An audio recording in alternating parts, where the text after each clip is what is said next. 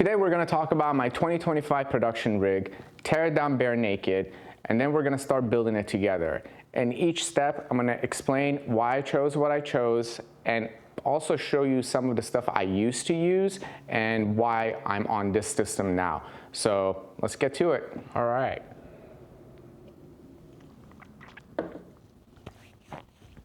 So here's pretty much the whole rig broken down. We're going to start with the main brain of the whole thing, which is going to be the OG Komodo 6K. I have the Tilta V-mount plate on here. Do I like it? It's worked. Would I like something better? Yes. Can I afford it? No. So this is what we have right now. And it's done good. A lot of people I've heard had some trouble with it. And if you're one of them, I'm sorry, but it's been good so far. So first things first, camera. Now, the main plate that I've recently acquired and have it set up on is the 8-cent shoulder plate. And am I putting this in the right way? Yeah. And it's pretty solid, to be honest with you. I have it on a Manfrotto plate. So if you don't want it on this shoulder rig, you can just put it on a tripod. So you're good to go. This thing though, it's nice. It has a lot of different mounting points, spots for your handles. So it comes in handy. Is it cheap? Cheaper than other options. So next thing we're going to talk about is transmission. It's the DJI transmission. Here's a monitor. So this combo is amazing when it comes to director's monitor or even having it set up with the DJI Focus Pro system so you can get all your readings on here for the LiDAR. So love it. Just gonna put this to the side. Thank you, DJI. It wasn't sponsored. It was fully paid by ourselves. So we're gonna put this on the back section here.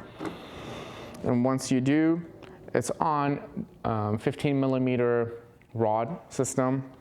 And this is just a basic rod attachment that I have hooked up on the back of the DJI transmission system. So the main battery I'm going with for most of the shoots, it's going to be the Small Rig 212, just because this whole system draws about 55 watts of power when you're running it.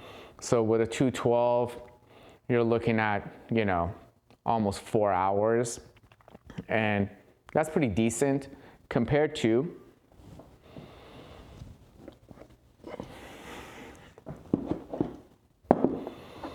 we have the FX. I think it's FX line or whatever, 98, the Helix, 150. Great batteries, great options to have if you want a lighter rig when you're running it. And so now you know on this 98 with this whole thing, you're gonna get about 2 hours or hour and 40 minutes, a little bit longer, and the longest. So here's a size comparison, just if you wanted to see it real quick. And yeah, so this, let me put these on the side real quick. Just connects to the mount, to the V plate mount that we have here. Make sure it's locked on. And here it is. That system's good. Let me put these down. Also, real quickly, going back to this transmission system, we do have different transmission systems that we can play with. The Hollyland system and the Axion system. They're both great systems. It's just, I like the convenience of this and the reliability of it. Not saying that these are not reliable, but the next thing we're gonna move to is the lens. Dual lens. Got the whole set of the, starting from 31, don't have the 21, the new one that's out, but man, these are so nice and tiny compared to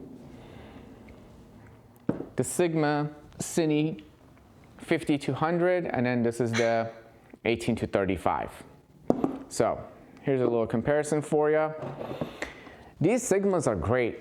Clinically super sharp. A lot of people are running the photo version of them on their cameras, and we just decided to get the cinema version of them just because we run a focusing system on there. So these are great, love them. They're the luminescent ones, but comparing these, you know, even the 16 to 35, there is a difference, especially in weight.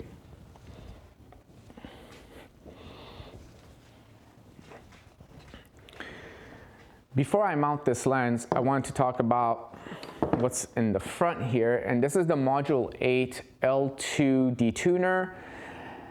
I have this on here, and I not directly connected the dual lens to it because I don't have a PL to RF adapter.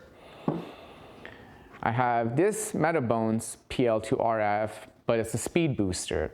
And I put these two together and the infinite focus was off. Haven't figured out how to fix that yet. I know it has to do some stuff with shimming, but do I want to touch it? Especially since it's working on the Module 8. So I decided not to use it, even though that speed booster, getting the 0.71 focal reduction on here is pretty nice. But we're not doing that. So let's open this. And another thing, this play on the RF, on the Komodo, the OG, man, it sucks. But we have a fix for that. We'll talk about it. These lenses, they are tiny, so they don't put a lot of weight on the lens mount, which is great. Let's put this to the side. So that's the system as of now. Before going forward, let's build it up. I got this NITS top handle, and it is one of the most comfortable handles I've played with in like the past 6 years. I have maybe 8 of them, and we can do a whole video on them, but the way this sits on your hand when you're grabbing things and with all the mounting plates that it has, it's awesome. So I have it hooked up to this hookup here, whatever it's called, forgot. And that's that. So I have it hooked up to the NATO rail that comes with the DJI Focus Pro just because I like the way that this locking system works for the NATO rail, for the 15mm rod here. That's really nice, love it. Let's move up to the monitor. So here's the beast, the small HD Ultra 7. Compared to another favorite monitor of mine, the Portkeys BM7 Mark II, I think it is. Size-wise, they're both 7 inches, but as you can see, there's a huge difference in size when it's on camera and weight-wise. Why did I choose this to have on the camera instead of this? Because it's here, and why not? Both of the monitors are super bright. I think this is 2400 or 2300 nits, and the Portkeys I know is 2200s. What I do like about the Portkeys for a more budget-friendly option is the fact that it has the EL zone in it. EL zone, if you don't know about it, study up on it. If you don't want to study up on it, I can make a video for you, but you still need to watch the video and study it. So the small HD monitors have the EL zone built in, and Portkeys somehow got it as well. So it's amazing, it's great, highly recommend using it, and it's gonna change your life. Now we're gonna move forward, and this thing is decently heavy now. I would put it right about 13 pounds probably.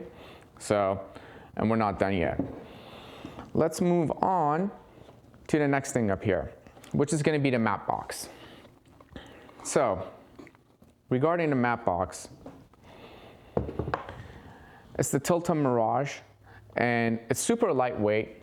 I love it. However, I do have a better, I shouldn't say better, a more well-designed product, a more well-built product that I have not been able to use yet. Let me get it. So here it is. This is probably one of the nicest, most expensive, most incomplete packaged system I've ever played with. And it's not their fault, it's mine, because I didn't do my research properly when purchasing and piecing all these together. The Bright Tangerine Kick, or Misfit Kick 3, whatever it is. 3 stages, it's amazing, but I purchased this by itself thinking it's gonna just connect like the Tilta Mirage did. No, didn't work out. You needed to buy several different parts. And then I said, I'm gonna get the kind that has the swing kick arm. Got the swing kick arm. Then I was like, how does this connect? Forgot that there's another dovetail part that connects to this, so I ordered that. That was another 45 bucks. This was like a few $100. And I was like, doesn't connect. There's another connection that goes from this to that, and then it sits. After all that, you still need to get either a donut or something to put the lens on there so it doesn't have any light leaks. So the cost was getting pretty costly. And I decided to just put this on the back burner for now, not really play with it unless Bright Tangerine wants to send us some stuff. And we'll finally have it set up. But until then, we have the V&D in here by Tilta. Not bad. Color shifting, we don't need to talk about that kind of stuff on this video, you know. So it just connects directly to the dual lenses via the little 77mm to 95mm converter that comes with the Tilta Mirage. It was included in the package that you bought for no additional costs. So simply connect it and you're good to go. And now you have V&D. It's pretty fun. All right, next thing, which brings the whole system together and brings it to life, is the DJI Focus Pro system. I only have the hand unit, or this hand unit, not the actual hand unit. And I'm going to talk to you about how we set this up. All right, so now we're gonna go through the DJI Focus Pro system and how I have it set up on this rig that we got. So we're gonna start with the NATO plate that was put down here, and it was provided by DJI focusing system. So I have a small 15mm rod connecting the Focus Pro, and we're just gonna go right in the front here, align it with the lens, and I have it set pretty dead on with how long I want this rod to be. So it's exactly matching the distance we need it to be, and it's the same on all the lenses, so that's great. We don't need to have extra things. Next thing is going to be the LiDAR system, and the way we have it connected is on the NITS handle. Because like we said earlier, it has so many different mounting plates. I have a 15mm rod connection hooked up here, and on this other 15mm rod connector, we have a rod. And what I've done is I have put a, what is this again? The Falcam? Yeah, Falcam F22 little monitor connector to it, so it just slips on. So what we're gonna do is put this, let's open that up, slide it in, lock it up, and now this should just slide in. Don't embarrass me. Let's go this way. There you go. So once it's on, what I like to do is obviously keep it straight and dead on, but sometimes the view of the lens changes, and I can simply tilt this up and down slightly to get things going, and I can bring the monitor all the way down, have no issues. And I've noticed a lot of people put this on the right side, but the way I like to run it handheld is put it on the left side, and then on the right side of it, I have these Camvate handles. I believe they were an Amazon purchase.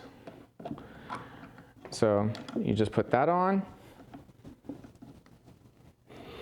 And in between that, I also have a little quick release plate that can move this in any direction you want. And at that point, you are ready to go handheld, pretty tight. I can focus with my thumb. I can full focus with my index finger and just roll it. I can also balance this on my stomach, which I do, but I have the sack, which is another video we can talk about, and it just rests on it and you're good to go. So I'm not gonna talk about cable management in this video because it's gonna be another 15 minutes that we don't want to add. But if you want to see the cable management on this, I can definitely make a video for you.